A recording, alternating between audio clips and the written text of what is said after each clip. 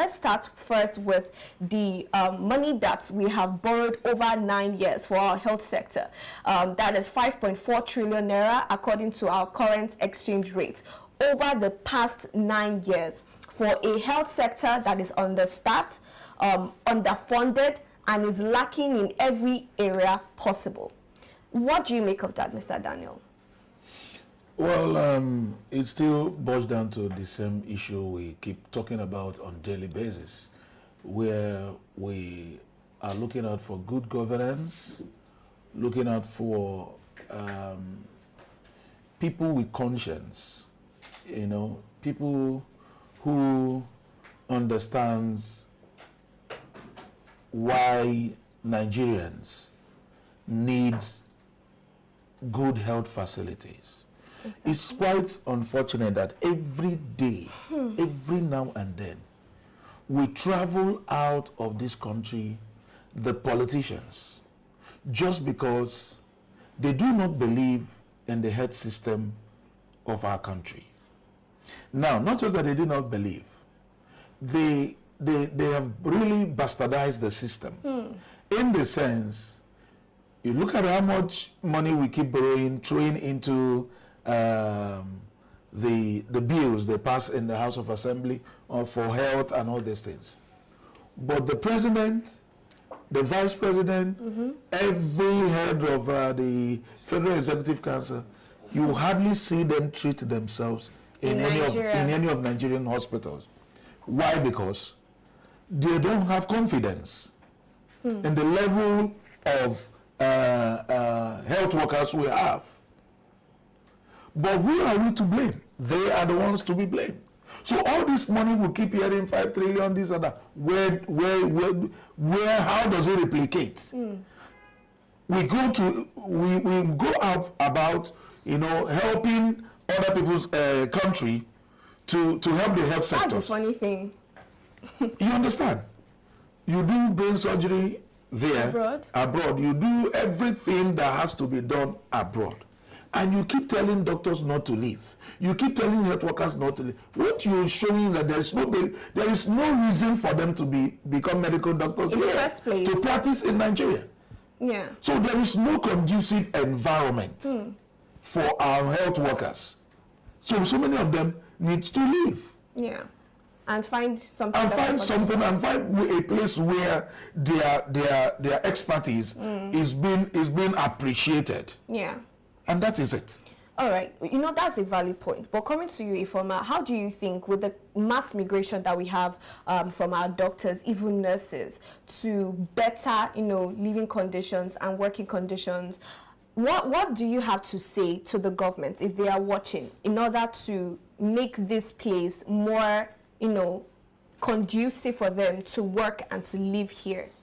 Okay. The president of NAD actually argued that it's not like money has not been allocated to the health sector.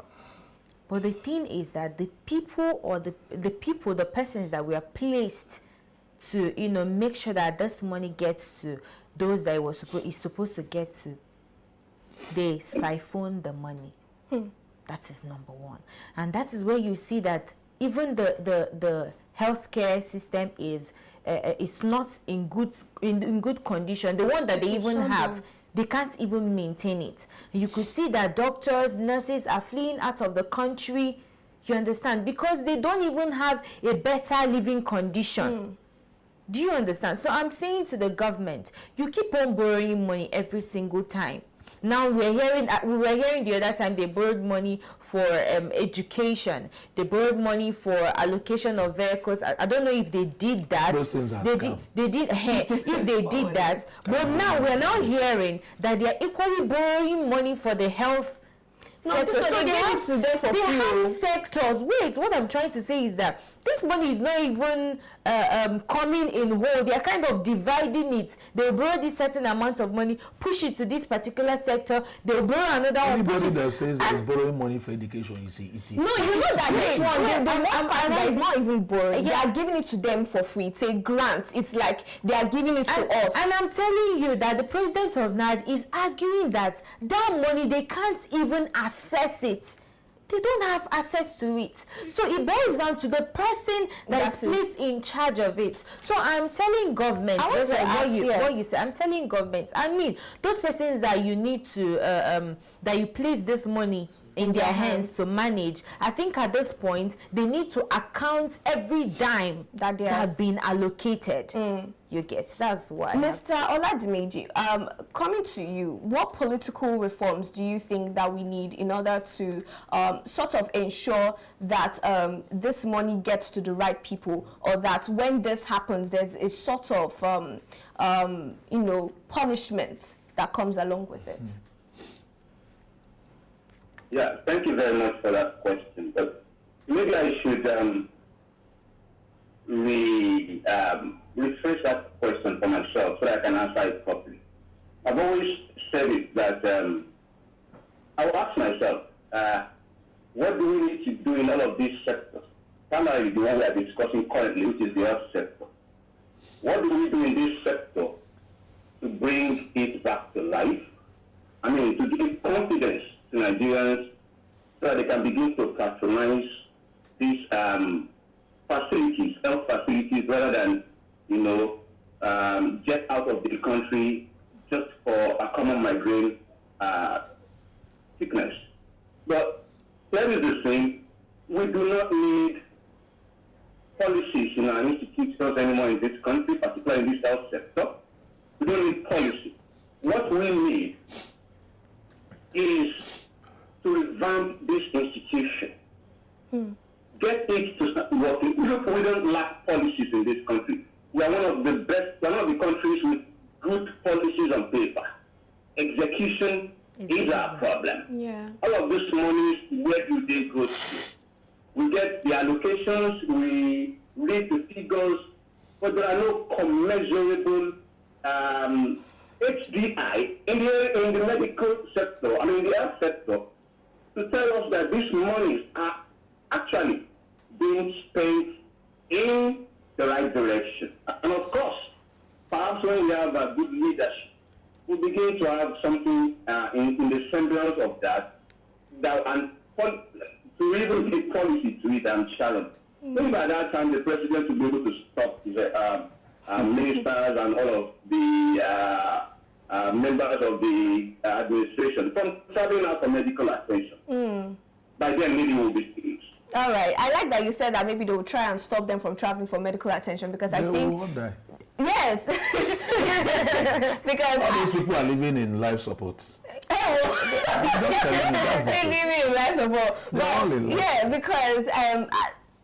last, I feel that one of the reasons that Nigeria, especially the healthcare in Nigeria, is not getting adequate attention is because, you know, they are not in our shoes. They are not going to the same doctors that we are going to. And what pains me is that we have really intelligent doctors, people that go, people that, you know, study medicine and come out, the nurses, the doctors, whether they are dentists or surgeons, they are really exceptional. And when they go abroad, the hospitals abroad use them to the best of their, exactly, they give them that recognition, give them that room to explore and to grow. But in Nigeria, it seems as though a prophet is not honored in his own hometown, which is really sad. But Mr. Oladimeji made mention of the fact that maybe we don't even need the political reforms.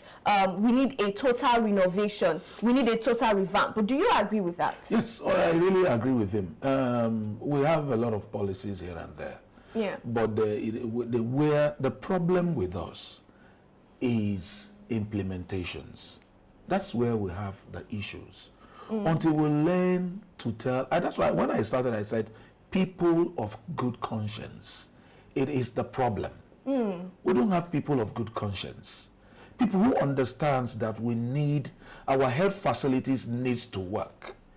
Do you understand? People who understand that when you're talking about health, you're talking about somebody's life.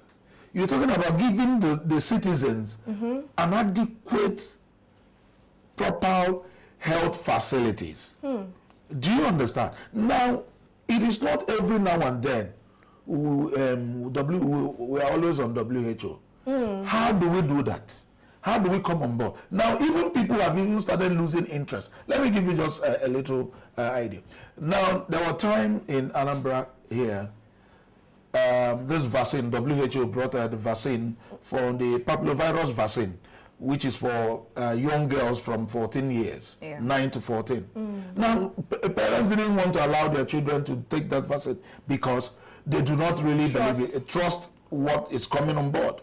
So this is how the health facility, the health system in Nigeria has made people to start losing interest in it. Some of us are now even reverting to tradomedicals because this is what our forefathers, they believed that they used. And it worked for them. And it worked for them. So you find out sometimes you take drugs, it's not working, and you take agbo or this, and it's working. So we really need to find a common ground on how, like Oladmeji rightfully said, policy is enough. Let's get down to the reality. Let's get down to make things work. Now, if you go to the National Hospital in Abuja, there are a lot of first-grade machines that are there. In Abuja? Okay. National Hospital. You need to go there and see the kind of machines that the government has placed. But where are the technical know-how? Exactly. Do you understand the issue? Where are the technical know-how that will operate it? Majority of them have all traveled out. Because one, there is no conducive environment. There is no right sense of giving them the right sense of belonging to make sure that these things work. You understand? Even if you give the president a report, let me say there is a CT scan in Nigeria here, he would prefer to take it outside to confirm whether the people here are doing the right thing. I just want to add to what you just said.